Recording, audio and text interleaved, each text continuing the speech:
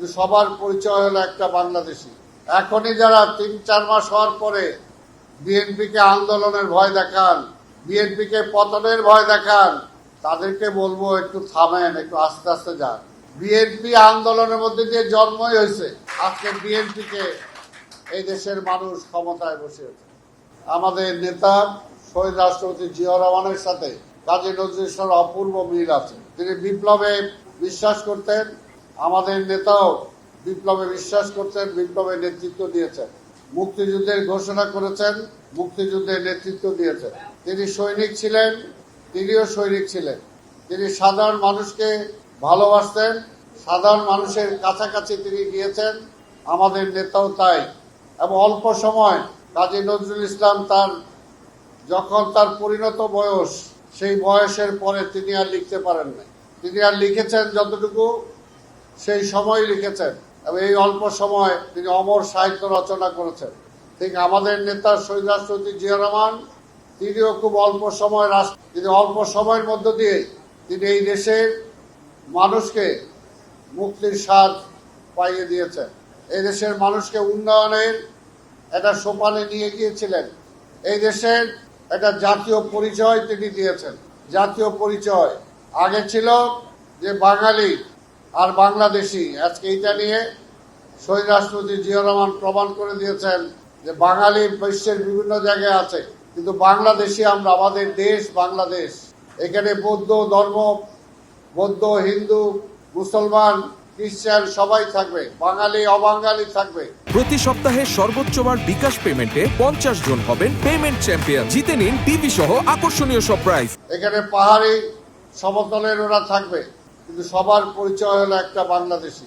তাই কাজী নজরুল ইসলাম ও সাম্যের গান গেয়েছেন, মানবতার গান গেয়েছেন, এবং তার মধ্য দিয়ে তিনি সকলের কাছে জনপ্রিয়তা অর্জন করেছিলেন। তাই আমরা আজকে এই দেশটাতে আমাদের নেতা যারা মাননীয় প্রধানমন্ত্রী তারেক রহমান আজকে এই দেশের দায়িত্ব নেওয়ার পরে তিনি হিংসা ভুলে গিয়েছেন। তিনি কখনো হিংসার বশবর্তী হন নাই। যদি হিংসার বশবর্তী হতেন, 5ই আগস্টের সেই পরিবর্তনের পরে যদি তিনি আমাদের কর্মীদেরকে না থামাতেন, যা অতীতে যা হয়েছে হয়েছে, কারো ঘরে আগুন দেওয়া যাবে না, কাউকে আক্রমণ করা যাবে না, সমস্ত হিংসা ভুলে যেতে হবে, সেটা যদি তিনি সেদিন না বলতেন, তাহলে 17 বছরের যে ঘা আমাদের কর্মীদের অন্তরে জমেছিল, এইটার বিষ বাষ্প দিয়ে সারা বাংলাদেশে আগুন জ্বলে যেত। কিন্তু আমাদের নেতা তারেক রহমান সেটা জ্বলতে দেন নাই।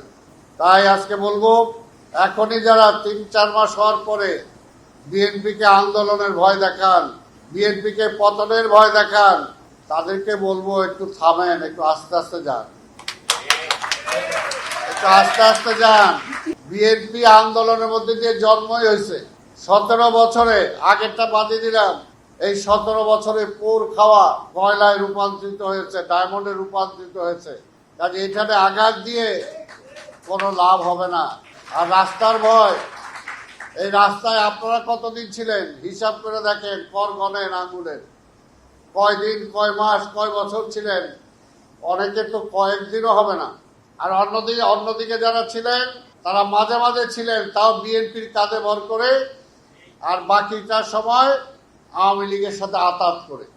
কাজে আপনারা আন্দোলনের ভয় দেখায় না। এই নির্বাচনের আগেও বলছিলেন আপনারা বিএনপি জয়লাভ করবে না, বিএনপির নেতা কর্মীরা এত অন্যায় করছে, এত অপরাধ করছে, এত খারাপ হয়ে গেছে, এত চাঁদাবাজি করছে, এই দেশের মানুষ বিএনপিকে ভোট দিবে না। কিন্তু কি দেখলেন, যে সবচেয়ে বেশি ভোট দিয়ে, একটা নিরঙ্কুশ সংখ্যাগরিষ্ঠতা দিয়ে আজকে বিএনপিকে এই দেশের মানুষ ক্ষমতায় বসিয়েছে।